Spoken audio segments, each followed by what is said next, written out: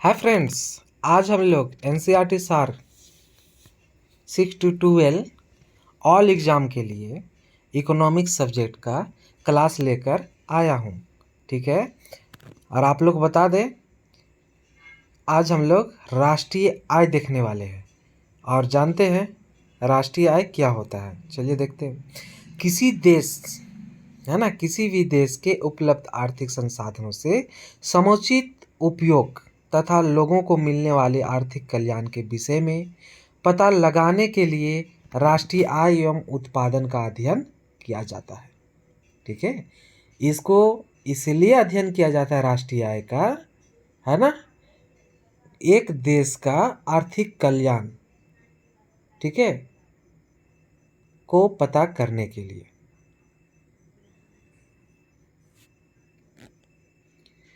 आप देखिए, आगे चलते हैं, कहता क्या है। किसी भी अर्थव्यवस्था में एक वर्ष के दौरान उत्पादित अंतिम वस्तुओं और सेवाओं का मूल्य राष्ट्रीय आय कहलाता है। आप लोग को समझ में आना चाहिए। ठीक है, और बहुत अच्छी बात है इसमें बात कि किसी भी देश का अर्थव्यवस्था की बात की जाए, पूरे एक वर्ष का, ठीक है, एक वर्ष के अंदर, क्या एक वर्ष के अंदर उत्पादित वस्तु हो, अंतिम वस्तु या फिर सेवा, इन दोनों का मूल्य ही राष्ट्रीय आय कहलाता है। इसमें विदेशों से अर्जित शुद्ध आय भी शामिल होते हैं। कहने का मतलब ये है कि हमारे देश के उद्योगपतियों द्वारा या हमारे देश के लोगों द्वारा विदेश से जो अर्जित आय है ना, यानी कमा के जो लाते हैं पैसा, उसको भी इसमें शामिल किया जाता है, पर वह शुद्ध होना चाहिए। वास्तव में राष्ट्रीय आय किसी अर्थव्यवस्था में वस्तुओं तथा सेवाओं के प्रवाह की माप है।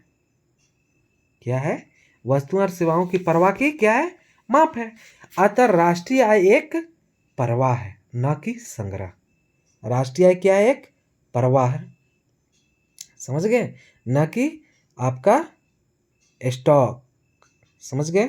अब चलिए आप लोग को एग्जाम के दृष्टि से और एक पॉइंट देखते हैं कि भारत में राष्ट्रीय आय के आंकड़े वित्तीय वर्ष, ठीक है, 1 अप्रैल से 31 मार्च पर आधारित होते हैं। याद रखने योग्य बातें हैं। और भारत में सांख्यिकीय विभाग के अंतर्गत केंद्रीय सांख्यिकी कार्यालय राष्ट्रीय आय के आकलन एवं प्रकाशन के लिए उत्तरदायी है। कौन? केंद्रीय सांख्यिकीय कार्यालय। ये भी इंपॉर्टेंट एग्जाम की दृष्टि से। इस कार्य में राष्ट्रीय प्रतिदर सर्वेक्षण संगठन केंद्रीय सांख्यिकीय कार्यालय की सहायता करता है।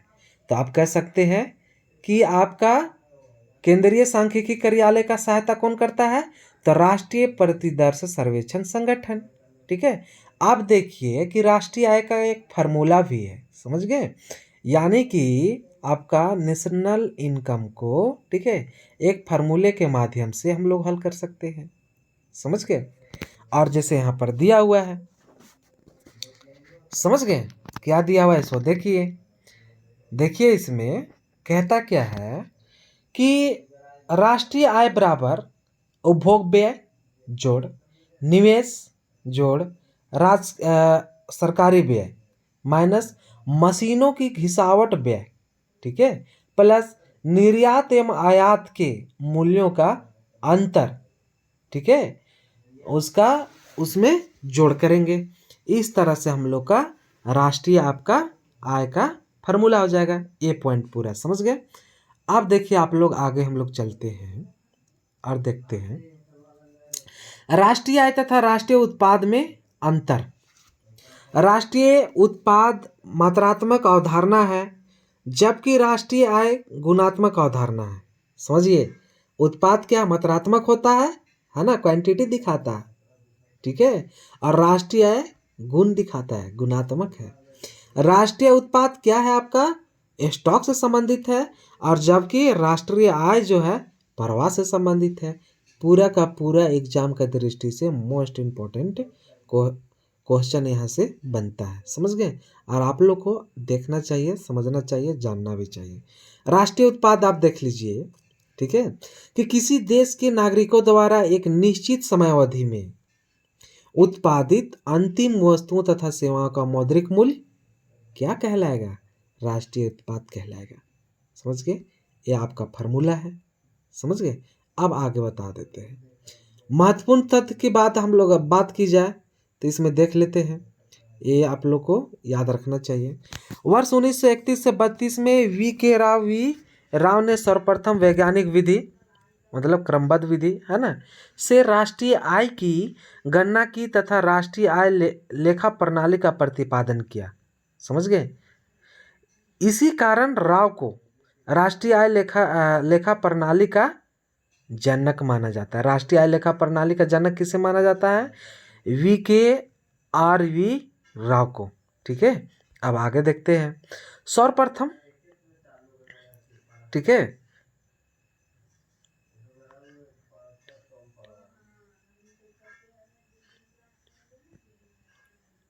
अब देखिए, सर्वप्रथम राष्ट्रीय आय की गणना का प्रयास कौन किए थे?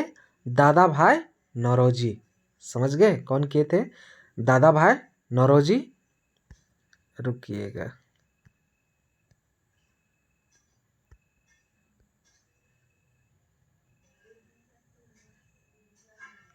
चलिए, कौन किए थे? आपका दादा भाई नौरोजी द्वारा वर्ष 1863 में किया गया था। ठीक है, और अपनी पुस्तक, दादा भाई नौरोजी का अपनी पुस्तक poverty and UN British rule in India, इस पुस्तक में उन्होंने प्रति व्यक्ति आय 20 रुपया बताई थी। इस पुस्तक का जब उसने प्रतिपादन किया, लाए बुक को, है ना, तो उस समय प्रति व्यक्ति आय जो है 20 रुपया बतलाया गया था।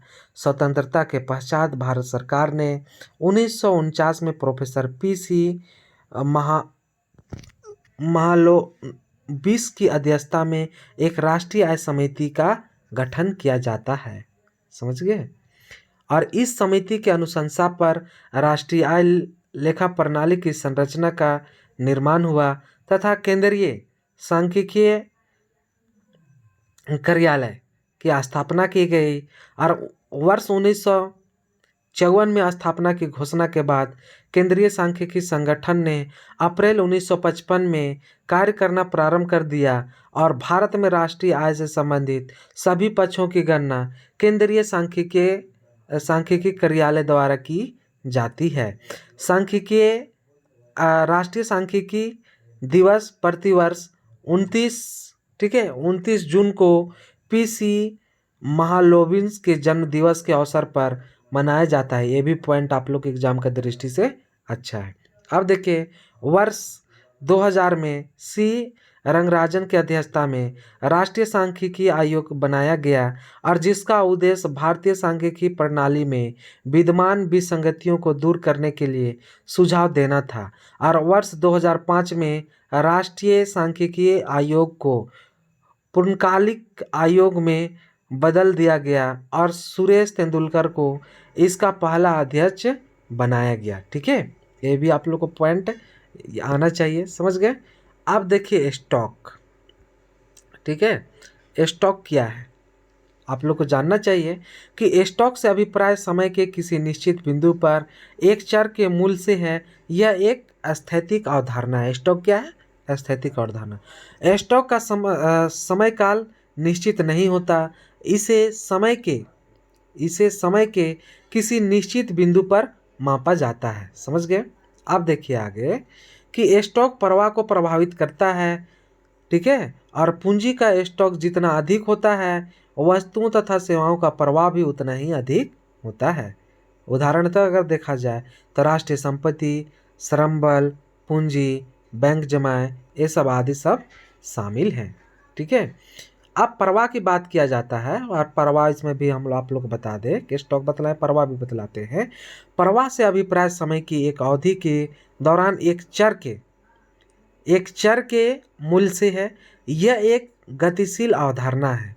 प्रवाह का समय काल निश्चित होता है और इसे प्रति घंटा, प्रति माह, प्रति वर्ष में मापा जाता है। प्रवाह स्टॉक को प्रभावित करता है और आय का प्रवाह जितना अधिक होता है, लोगों के पास धन का स्टॉक भी उतना ही अधिक होता है। उदाहरणतः देखा जाए तो राष्ट्रीय आय, मुद्रा का व्यय, पूंजी का, ठीक है, पूंजी निर्माण, ये सब पॉइंट है। अब आप लोग को हम बता दें कि राष्ट्रीय आय लेखा, ठीक है, राष्ट्रीय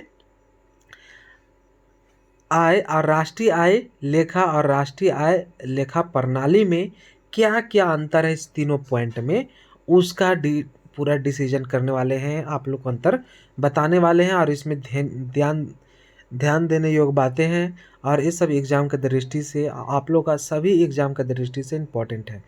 जैसे आप लोग को पता है, देखिए, राष्ट्रीय आय किसी देश में एक वर्ष में उत्पादित, ये पॉइंट पढ़ रहे हैं, ठीक है, उत्पादित समय समस्त वस्तुओं एवं सेवाओं के मौद्रिक मूल्य का कुल योग होती है। हम लोग पहले भी देखे थे। अब देखिए राष्ट्रीय आय लेखा। राष्ट्रीय आय लेखा अर्थव्यवस्था की वस्तुओं एवं सेवाओं के उत्पादन, वितरण और राष्ट्रीय आय के व्यय से संबंधित सांख्यिकीय विवरण है।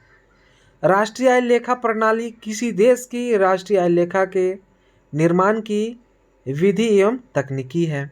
सेकंड है कि राष्ट्रीय आय अर्थव्यवस्था का संक्षिप्त एवं अस्पष्ट चित्र प्रदर्शित करती है, ठीक है। और राष्ट्रीय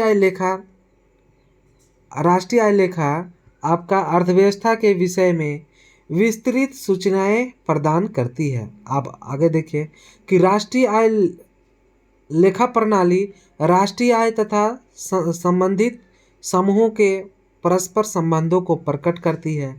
समझ गए। अब उनके बाद आप लोग बता दें कि राष्ट्रीय आय अर्थव्यवस्था के विकास का सूचक है, और राष्ट्रीय आय लेखा अर्थव्यवस्था के विभिन्न क्षेत्रों की कार्यप्रणाली को प्रदर्शित करती है। समझ गए। और उनके बाद राष्ट्रीय आय लेखा प्रणाली अर्थव्यवस्था के विभिन्न क्षेत्रों के अंतर संबंध स्थापित करने की दृष्टि से राष्ट्रीय आय के आंकड़ों को तैयार करती है। तो इस तरह से हम लोग बता दिया कि आज हम लोग एनसीईआरटी सार की क्लास देखें, ठीक है। और इसी तरह से आप लोग को क्लास आते रहेंगे एनसीईआरटी सार की, समझ गए। और ये कंप्लीट होगा। और ये आप लोग का जो इकोनॉमिक्स सब्जेक्ट से एनसीईआरटी सार ला रहे हैं, आप लोग का सभी एग्जाम का क्वेश्चन आंसर को देखते हुए, ठीक है, उसका लेवल को देखते हुए ही इस वीडियो को बनाया जा रहा है। आप लोग को आप लोग के लिए क्लास ला रहे हैं, ठीक है। तो फ्रेंड्स, अगर इस वीडियो की जैसे और भी क्लास चाहिए कोई भी सब्जेक्ट का, आप लोग कमेंट बॉक्स पर लिखें। अच्छा लगे तो भी लिखिए, ठीक है। और कुछ इसमें अगर लगे कि सुधार होना चाहिए तो भी लिखिए, ठीक है। और लाइक कीजिए, और साथ ही साथ अधिक से अधिक मित्रों को इसके बारे में आप लोग बतलाइए। तो वीडियो को शेयर भी कीजिए। Thank you.